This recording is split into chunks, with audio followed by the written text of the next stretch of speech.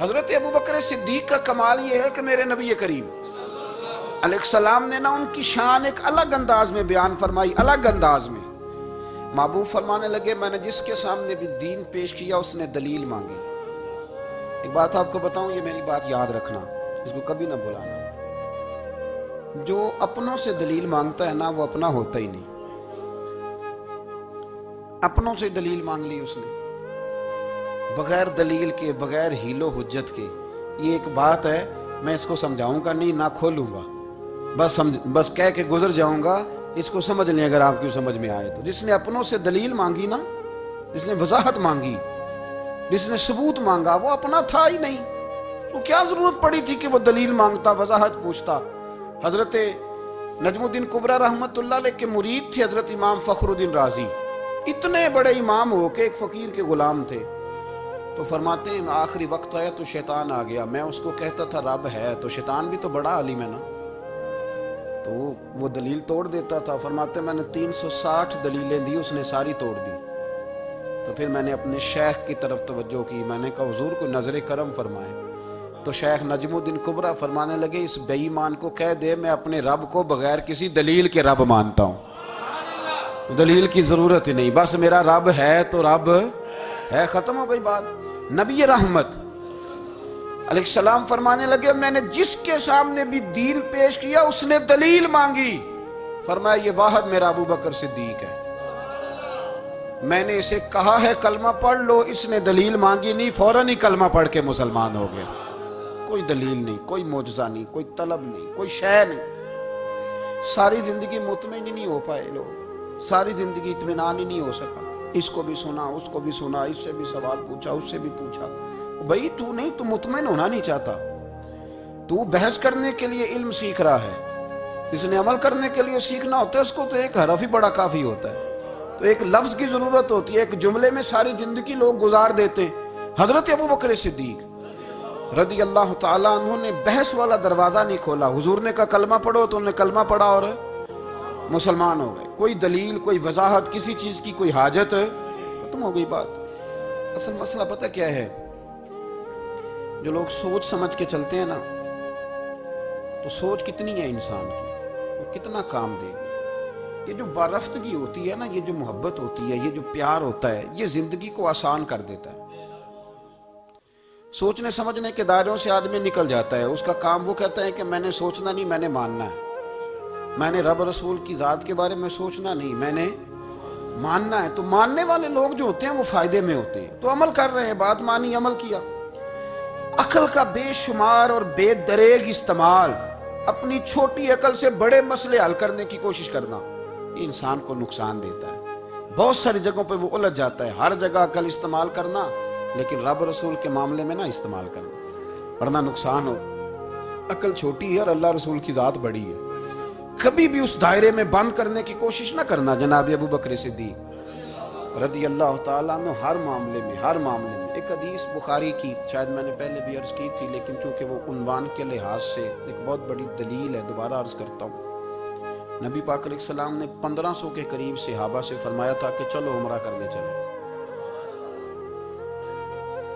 عمرہ کرنے جب ہم جاتے ہیں نا تو ہمارے گلے میں پھول بھی ڈالے جاتے ہیں، اور آپ کو پتہ ہے بتانا بھی پڑتا ہے لوگوں کو کہ میں عمرہ کرنے جا رہا ہوں، پھر روٹی بھی پکتی ہے، پھر سب رشتہ داروں کو پتہ بھی چل جاتا ہے، اور بندہ چلا جائے ایئرپورٹ تو احرام باندھا ہو نا تو پتہ چلے نا فلائٹ تو 24 گھنٹے لیٹ ہے، تو جن کو حکم ہے نا کہ تم نے سی بھی نہیں کرنی وہ بھی روڑے اٹھا لیتے ہیں، احرام باندھا ہوا ہے، حکم ہے کہ اب تم نے کوئی جھگڑا، کوئی لڑائی، کوئی فساد، تو ایئرپورٹ پہ لوگ روڑے اٹھا لیتے ہیں، کہتے ہیں ہم ایئرپورٹ بھی توڑیں گے اور فلائٹ کا جو عملہ ہے اس کا گریبان بھی پکڑیں گے، بڑا کچھ ہی دنیا کرتی ہے۔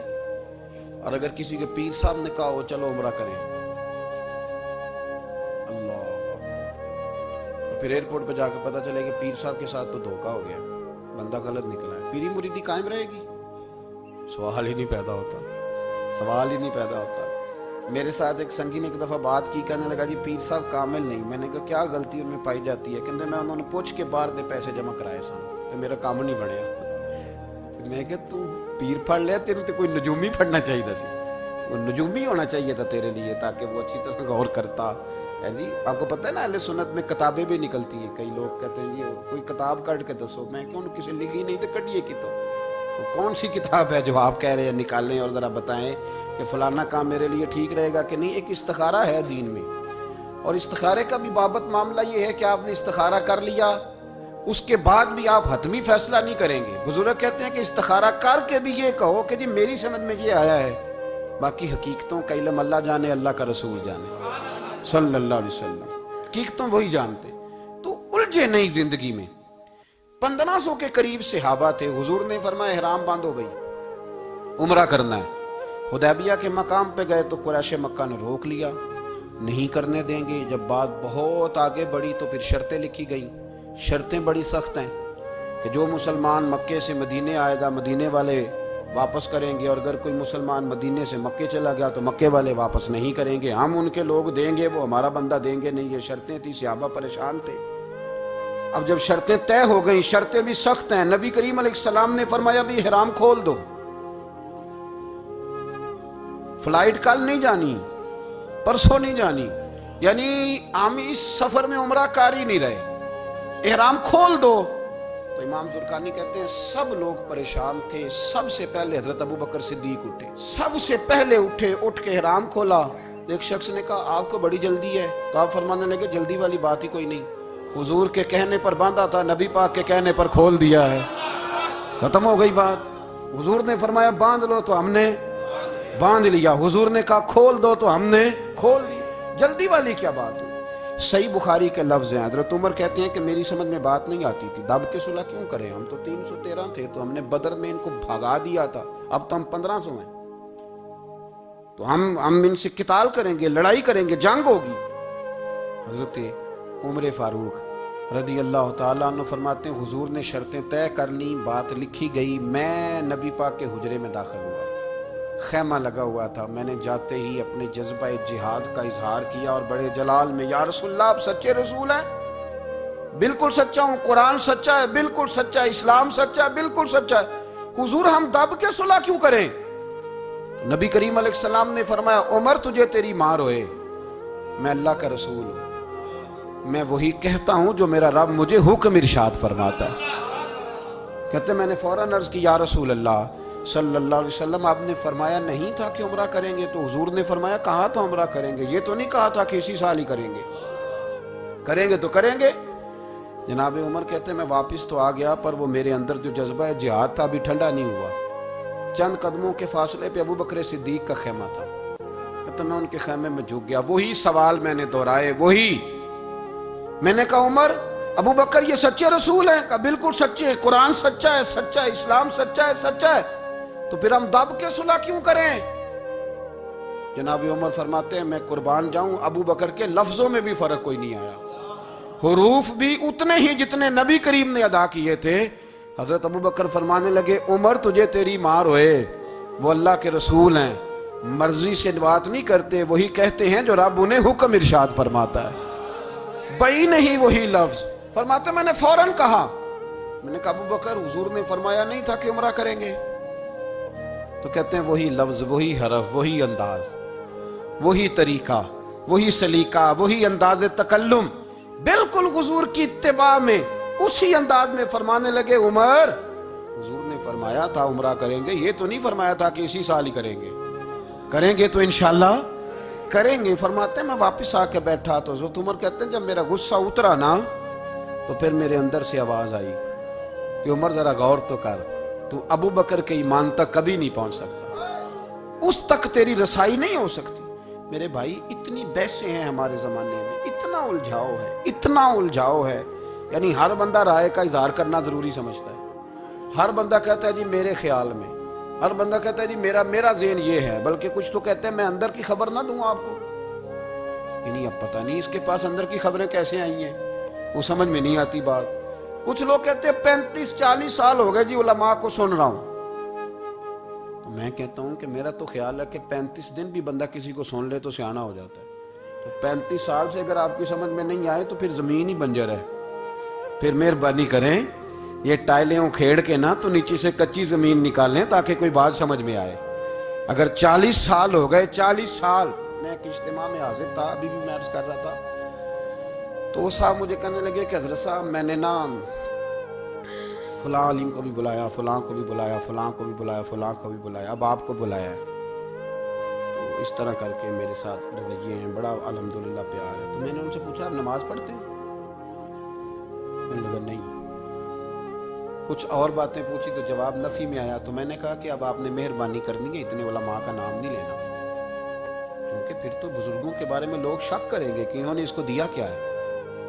تو ایک بزرگ کی بات سنتے ہیں تو کئی دنوں تک وہی ہمیں بڑا تر و تازہ رکھتی ہے، اور آپ کو اتنے عرصہ ہو گیا تو آپ نے حاصل کیا کیا ہے؟ صرف باتوں کا گورکھ دھندا، لفظوں کا ہیر پھیر، جملوں کا الٹ پلٹ کرنا، یہ زندگی ہے؟ یہ زندگی ہے صرف باتیں کیلو کال سن لی آ گئے؟ نہ اسے ذرا آگے نکلیں، عمل کب کرنا ہے میرے بھائی؟ یہ بحثیں، یہ ابحاث، یہ لمبے چوڑے معاملات، یہ طے۔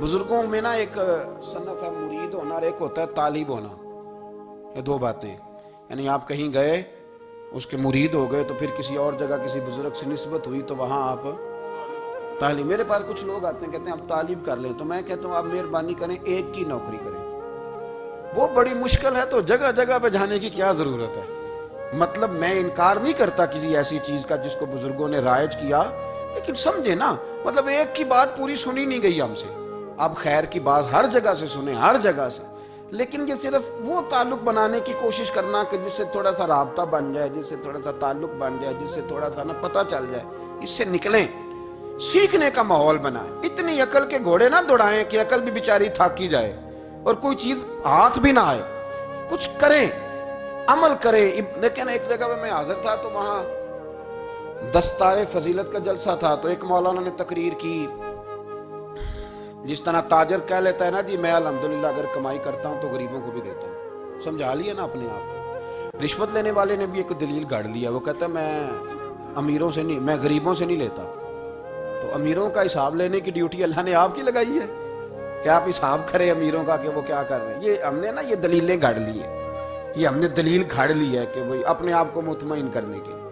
میں حاضر تھا تو ایک مولانا تقریر کی جی عالم ساری رات، یہ صرف علماء کی بات نہیں، ہر طبقے نے اپنے بارے میں اس طرح کی چیزیں یاد کر لی ہیں، ہم نے رٹ لی ہیں۔ جیسے خامد نے یاد کر لیا ہے کہ کسی غیر کے لیے سجدہ جائز ہوتا تو اللہ عورت کو حکم دیتا، نبی پاک حکم دیتے کہ وہ خامد کو سجدہ کرے، تو بی بی نے بھی یاد کر لیا ہے کہ حضور نے فرمایا تم میں سب سے بہتر وہ ہے جو بیوی کے حق میں بہتر ہے۔ سب نے اپنی اپنی مرضی کی چیزیں، دوسری کی مرضی کی چیز کسی نے یاد نہیں کی، سب نے اپنی اپنی مرضی کی چیزیں یاد کر لی۔ تو مولانا تقریر کر رہے تھے، کہنے لگے جی حضور نے فرمایا ہے کہ عالم ساری رات سویا رہے اور عابد ساری رات عبادت کرتا رہے، درجہ پھر بھی عالم کا زیادہ ہے۔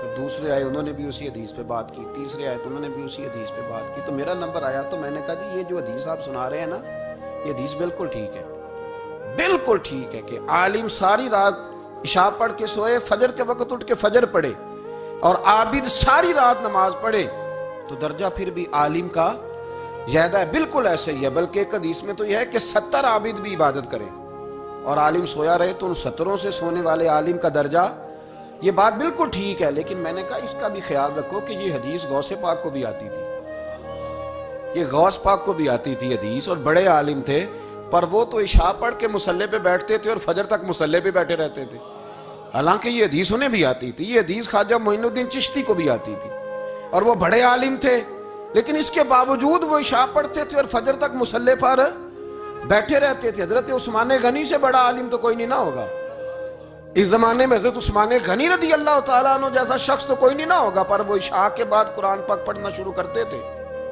اور فجر سے پہلے پہلے قرآن پاک ختم کر لیا کرتے۔ تو دلیلیں صرف بحث کے لیے یاد نہ کریں، اپنے آپ کو بچانے کے لیے یاد نہ کریں، اپنے وجود کو سکون دینے کے لیے دلائل نہ یاد کریں۔ میں دین کے کس دائرے سے کس طرح بچ کے نکل سکتا ہوں اس کے لیے دلائل یاد نہ کریں، عمل کے رستے پہ آئیں، عمل کے رستے